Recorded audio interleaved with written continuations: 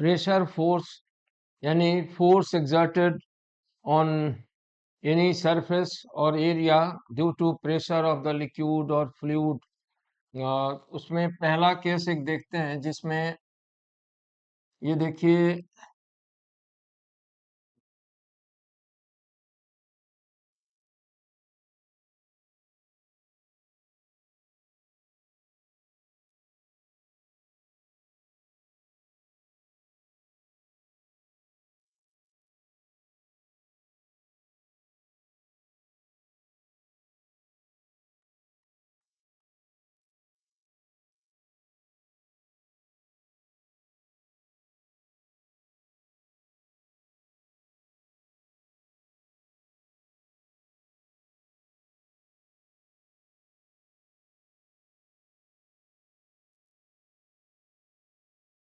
ये तीन बर्तन अलग अलग तरह का है मगर पेंदी का एरिया जो है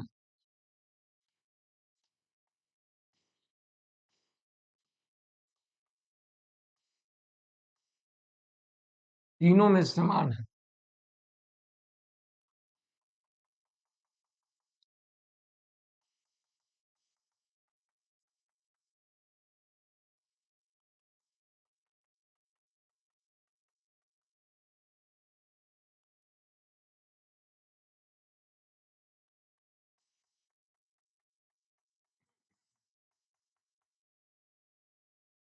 यहाँ तीन कंटेनर है और तीनों में लिक्विड का लेवल हाइट समान है और बेस में जो पेंदी बॉटम का एरिया है वह अगर सेम है तीनों में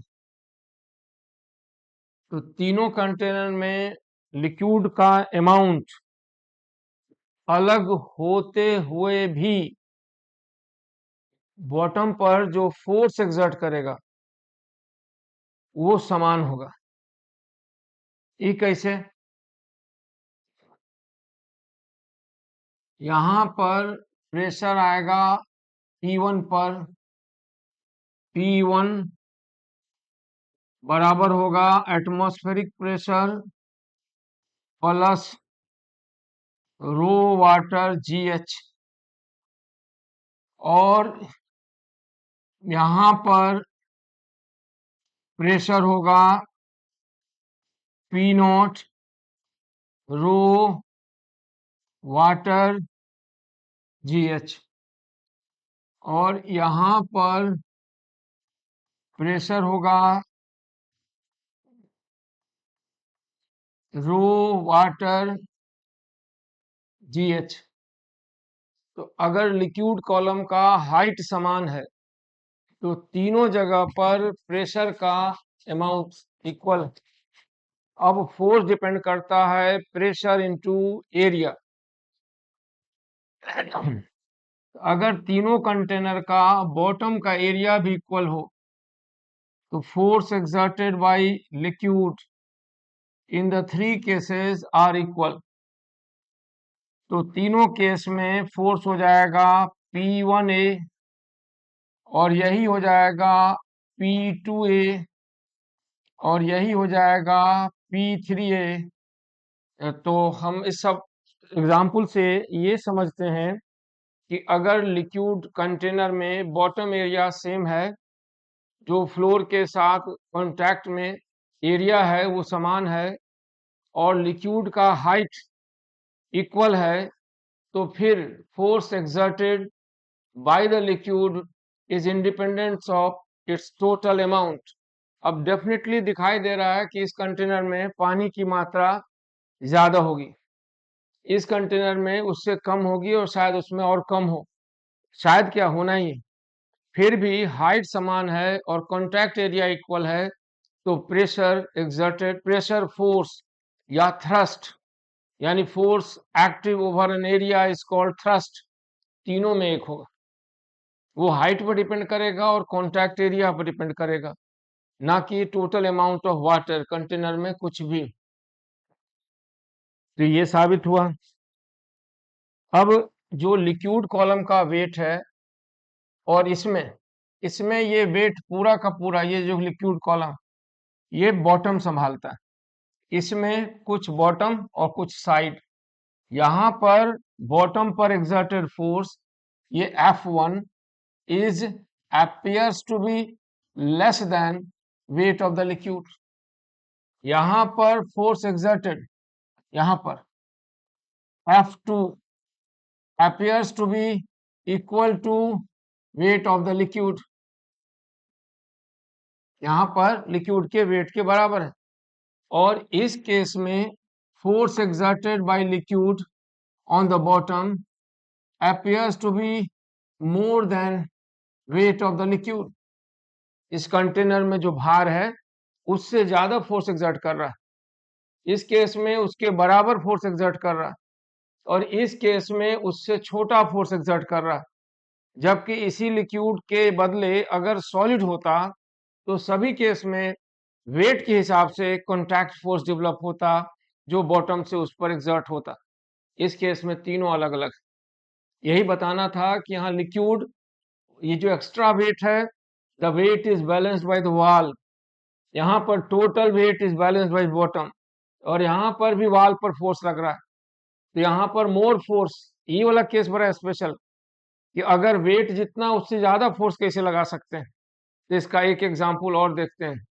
यानी the thrust pressure force active over an area the thrust on any surface by liquid column may be more than its own wait.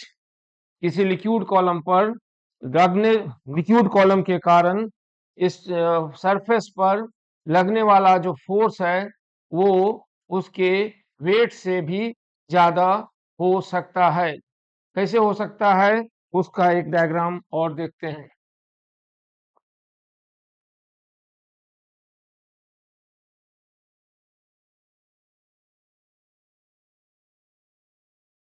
ये दूसरा देखिए। यहां पर एक हम कंटेनर लेते हैं बर्तन। ये क्रॉस सेक्शनल एरिया जो है ये इसका रेडियस है स्मॉल आर और यहां जाकर ये बर्तन बड़ा हो जाता है और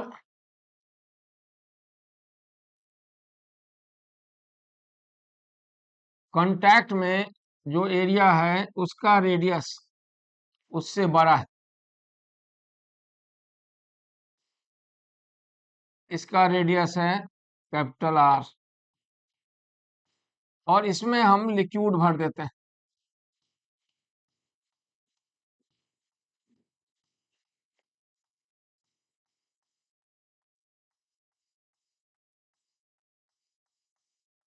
ये सिलेंड्रिकल कंटेनर है। सिलेंड्रिकल कंटेनर है।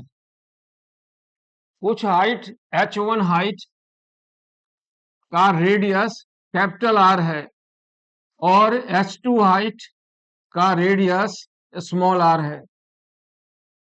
तो हम यहाँ सेंटर पर अगर प्रेशर निकालें तो प्रेशर डिपेंड करेगा टोटल हाइट पर। यहाँ से लिक्विड कॉलम जो फ्री सरफेस है इसके कांटेक्ट में एटमॉस्फेयर से वहां से लेकर यहाँ तक हाइट। तो प्रेशर मतलब फ्लूइड के कारण प्रेशर लिक्विड के कारण बराबर हो जाएगा। इस जगह पर इसको हम P मानते हैं। तो प्रेशर एट P इज रो मान लो वाटर है G H1 प्लस H2 ये होगा प्रेशर एट द बॉटम। अब उसके द्वारा एक्सर्टेड थ्रस्ट यानी फोर्स फोर्स कितना होगा उसके द्वारा एक्सर्टेड थ्रस्ट यानी फोर्स कितना होगा। तो फोर्स यानी thrust on the contact area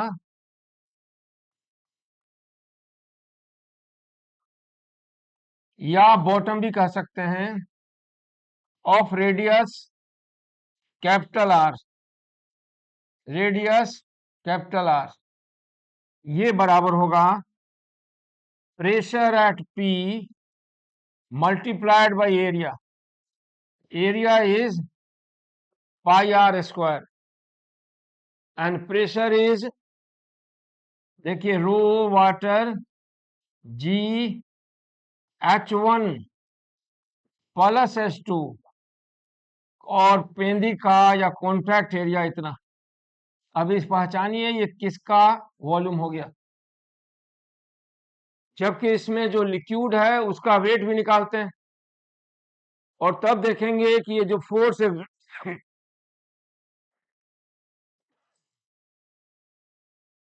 exerted at the bottom है वो ज्यादा है या कम है। तो इसका वेट, इसमें जो लिक्विड है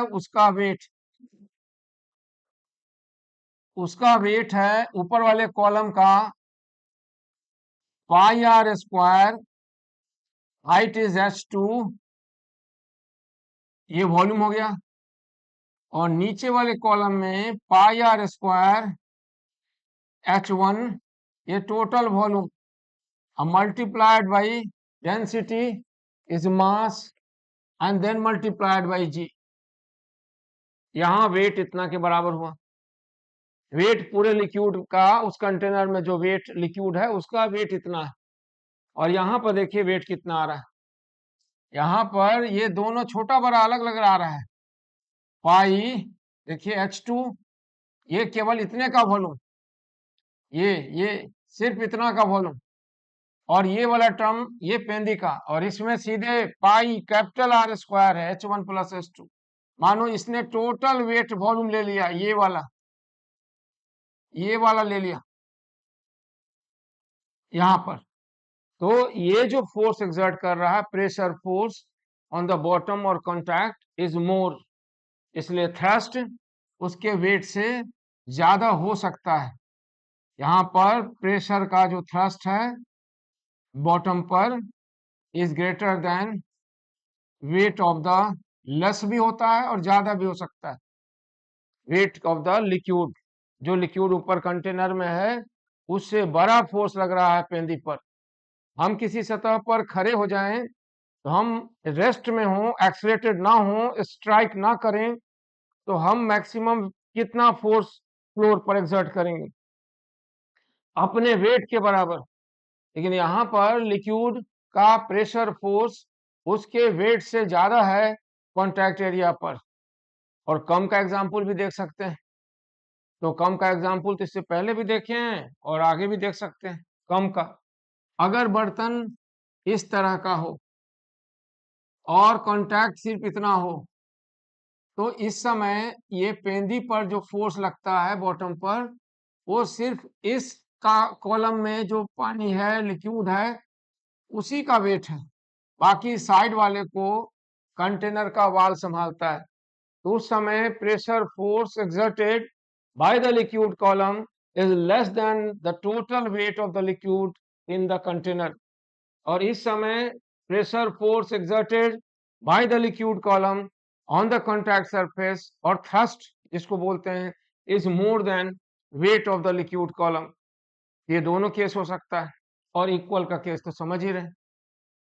ठीक है, अब बैरोमीटर जो लास्ट क्लास में था, उस बैरोमीटर में अलग अलग शेप, दोनों लिंब में अलग अलग लिक्विड डेंसिटी वाला रखें तो उसका हाइट अलग होगा। अलग होगा का मतलब, देखिए,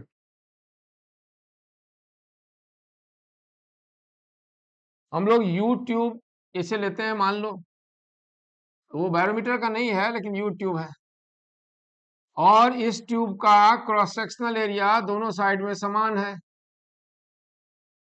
और आप एक साइड में पानी भरने का और एक साइड में मरकरी, तो मरकरी यहां तक गया,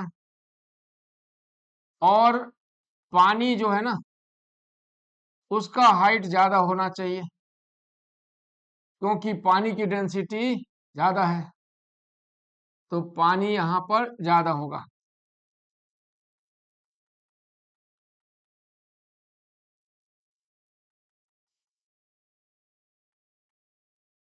ये H1 हाइट और ये H2 हाइट, ये कैसे होगा? तो ऊपर दोनों आर्म्स ओपन टू एटमॉस्फेयर है, इसलिए एटमॉस्फेरिक प्रेशर तो सेम है, अब यहाँ वाले पर ऊपर से जो प्रेशर फोर्स लग रहा है वो प्लस H1 हाइट का वेट, और इसमें P0 pressure force plus S2 height का वेट। अब H1 S2 का रेशियो पूछ रहा है, और ये बीच में नीचे लिक्विड जो है ये मरकरी है, ये मरकरी है दोनों साइड। तो इस साइड मरकरी का तो हम लोग ऐसे निकाल सकते हैं कि इस पॉइंट पर यानी सी पर मान लो, इस पॉइंट पर यानी डी पर, तो pressure at C is P0 plus rho H G, G multiplied H1, and pressure at D is P0 plus rho water G और multiplied by S2। तो PC बराबर है PD के, तो H1 और H2 का अंतर, तो H2 बराबर होगा rho of Hg then rho of water multiplied by H1। अब मरकरी का डेंसिटी डिवाइडेड बाय वाटर की डेंसिटी, इसे हम स्पेसिफिक ग्रेविटी मान सकते हैं। तो H2 बराबर हो जाएगा H1 से कई गुना ज्यादा होगा, 13.6। अगर 13,600 वो है और 1,000 ये है, तो इसलिए दोनों साइड में अगर लिक्विड अलग है तो हाइट भी अलग अलग हो सकती है। ठीक है, एक और केस इसी का देखते हैं।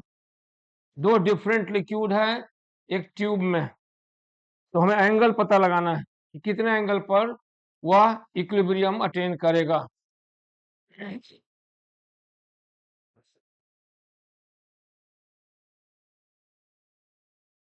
देखिए बनाने की कोशिश कर रहे हैं डायग्राम, सवाल भी लिखेंगे। अब देखिए गोल हुआ कि नहीं हुआ, क्योंकि आजकल हमसे गोल बन नहीं रहा, पहले बन जाता था। देखिए लगभग लगभग हुआ ना, लगभग हुआ, चलिए ठीक है।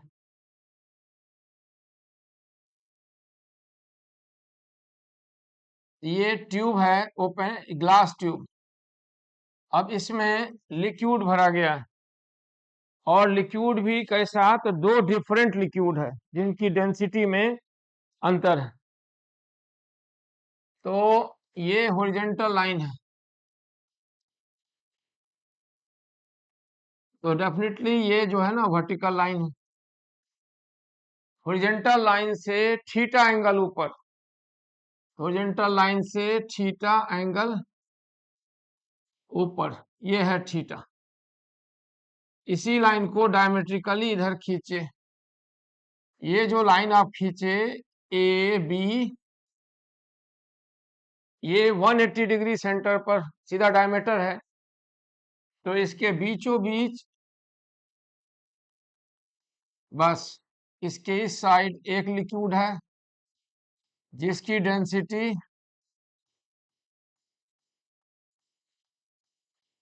ρ1 है।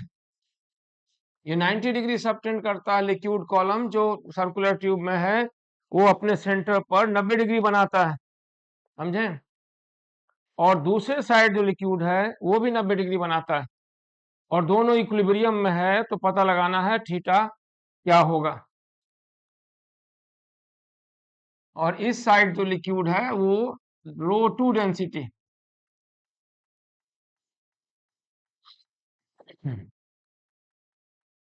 ये इस साइड माने हैं ρ2, अच्छा ρ1 माने, इसी को ρ2 मान लें, और इस साइड जो है वो ρ1। ए बी लाइन, और ये थीटा है, ये 90 माइनस थीटा, तो ये भी थीटा, और दोनों लिक्विड कॉलम अपने सेंटर पर 90 डिग्री का एंगल बना रहा है। ओसी लाइन के इधर अलग लिक्विड है, ओसी लाइन के उधर अलग लिक्विड है, तो थीटा का वैल्यू क्या होगा कि दोनों लिक्विड कॉलम इक्विलिब्रियम में होगा, एक्सेलेरेट नहीं होगा, रेस्ट में होगा, यही पता लगाना है। सोचिए कैसे सोचें। तो हम लोग ऐसे सोचेंगे कि डेंसिटी अलग अलग कुछ भी हो, कि इनके दोनों के जंक्शन पर pressure force exerted from one side and pressure force exerted from other side must be same. दोनों तरफ से जो exerted pressure force है वह समान होना चाहिए, समझे? Pressure force exerted C point, जो सी लाइन है ना, ओसी लाइन पर pressure force exerted by liquid of density ρ2 and pressure force exerted by liquid of density ρ1 दोनों आपस में बराबर होने चाहिए, तभी तो लिक्विड कॉलम जो है रिंग के अंदर या ट्यूब के अंदर रेस्ट में है। तो इसको हम कैसे सोचें? तो जंक्शन पर एक लाइन ड्रॉ करते हैं, फिर आगे आप भी सोचिए, हम भी सोचते हैं। कैसे सोचते हैं? तो ऐसे सोचते हैं। देखिए ये लाइन है यहाँ, ये तो सबसे लोएस्ट लाइन हो गई नीचे, तो यहाँ पर लें या यहाँ पर लेते हैं, ठीक है, तो यहाँ पर लिए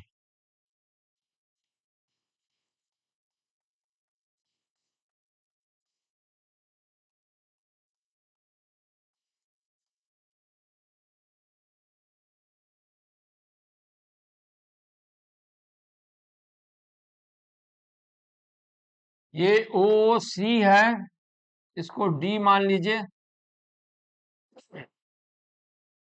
और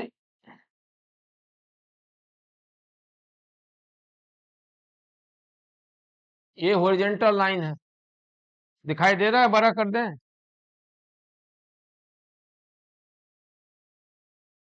और ये है सबसे बेस में ये लाइन। अब इसकी हाइट और इसकी हाइट यहां से, दोनों की हाइट का अंतर, और यहां पर फिर इसका हाइट होगा ये, और इसका हाइट ये, यानी ρ2 लिक्विड का टोटल हाइट इतना एंड ρ1 लिक्विड का इतना हाइट में से इतना हाइट घटा दें, समझे? तो दोनों का pressure exerted at point C, pressure exerted at point C must be same. Pressure जो एक्सर्ट कर रहा है पॉइंट सी वह सेम होना चाहिए। देखिए यानी पॉइंट सी पर यहां से ये लिक्विड और ये लिक्विड, और ये हाइट है यहां से, ये हम काट लेते हैं टोटल में से, कैपिटल आर है ना, कैपिटल आर में से इतना काटेगा, और यहां पर भी कैपिटल आर है, ये कैपिटल आर है, ये थीटा है, ये जो है 90 माइनस थीटा है, ये हाइट जो है इसमें से ये हाइट हटा दो, तो ρ1 लिक्विड का हाइट हुआ। ये हाइट का नाम क्या दें? यहाँ तो हम डी दिए हैं, यहाँ पर C1 देते हैं, यहाँ पर C2 मानते हैं, यहाँ पर P1 मान रहे हैं, यहाँ पर मान लो P2 मान रहे हैं, और इसी तरह यहाँ पर और भी बहुत से मानिए। तो P1C2 बराबर R में से घटाओ R cos 90 माइनस थीटा, यानी R में से घटाओ साइन थीटा, ठीक है। और यहां पर ये जो पॉइंट है इसकी हाइट, ये जो पॉइंट है D1, तो D1C ये हाइट कितनी होगी? तो यहां पर R में से घटाओ R cos थीटा, अब pressure due to first liquid ρ1, अब दिखाई शायद आपको नहीं दे रहा है, हम वापस ला रहे हैं स्क्रीन पर, देखिए प्रेशर कहां पर? पी, प्रेशर फर्स्ट लिक्विड के कारण पॉइंट डी पर, ये ρ1 लिक्विड के कारण, हो जाएगा रो1 जी, ये हाइट P1 C2 में से घटाइए, कैसे घटाएं, तो R minus R sine theta minus R plus R cos theta, तो ये R कैंसिल हो गए, और प्रेशर ड्यू टू लिक्विड रो1 बराबर आ गया रो1 जी R cos theta minus sine theta. ये हुआ रो1 लिक्विड के कारण प्रेशर। अब रो2 में हमको ये हाइट निकालनी है यहां से यहां तक, तो ये हाइट होगी R साइन थीटा और ये हाइट होगी R कॉस थीटा, क्योंकि ये एंगल है 90 माइनस थीटा। पहचानिए, कैसे पहचाने, हमको बड़ा डायग्राम कर रहे हैं, देखिए रो2 लिक्विड के लिए यहां से यहां तक की height R sine 90 minus theta पहचाने, और ये हाइट यहां से यहां तक, यहां से यहां तक R साइन थीटा, यानी pressure due to second liquid हो जाएगा रो2। Pressure due to second liquid होगा रो2, और इसका हाइट जी, यहां से यहां तक का height R cos theta, R cos theta, और ये हाइट हो जाएगी R साइन 90 माइनस थीटा। नहीं नहीं नहीं, यहां हो जाएगा ये हाइट R साइन थीटा, ये वाली हाइट, ये वाली हाइट, और ये हाइट हो जाएगी R साइन 90 माइनस थीटा, यानी R कॉस थीटा। आपके सामने आ गया। अब दोनों प्रेशर अगर इक्वल हैं तब वह पूरा लिक्विड कॉलम जो सर्कुलर लूप में है वो इक्विलिब्रियम में होगा। तो हम P रो 1 बराबर P रो 2 लिखते हैं। ऐसा लिखने से हमको प्राप्त क्या हुआ, सो देखिए प्राप्ति हो रही है cos theta minus sine theta divided by cos theta plus sine theta बराबर आता है रो 2 बाई रो 1। और हमें क्या निकालना है, तो हमें थीटा निकालना है। तो थीटा कैसे निकालें, तो नीचे टर्म है रो 2, एक बार रो 2 ने नीचे टर्म है रो 1, इस रो 2 से रो 1 घटा दीजिए और रो 1 से रो 2 जोड़ दीजिए। नीचे टर्म है रो 1, देख रहे हैं ना, तो हम यहां लिख सकते हैं रो 2 से रो 1 घटा दीजिए और रो 1 में रो 2 जोड़ दीजिए। रो 1 में रो 2 जोड़ दीजिए, लीजिए जोड़ देते हैं रो 2।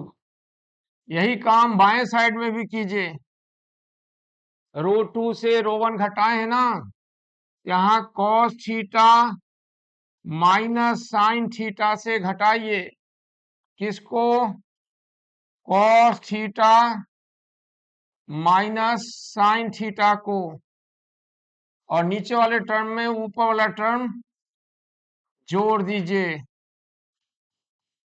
तो जोड़ रहे हैं, देखिए कैसे जुड़ा, cos theta minus sine theta, आगे क्या आएगा, तो यहाँ कॉस कॉस कैंसल, ऊपर आ गया -2 साइन थीटा, सही है, और नीचे साइन साइन कैंसिल, तो नीचे आ गया 2 कॉस थीटा, और यहां आ गया रो 2 माइनस रो 1 और रो 2 प्लस रो 1।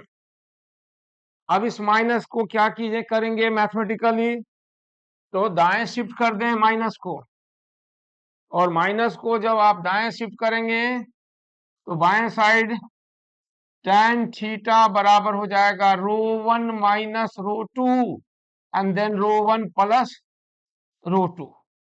ये हुआ एंगल इक्विलिब्रियम में। तो ये डिफरेंट कंडीशन में प्रेशर फोर्स है, हो सकता है भारी लगता हो, लेकिन जब आप प्रॉब्लम में असली जाएंगे तो सब ठीक लगेगा।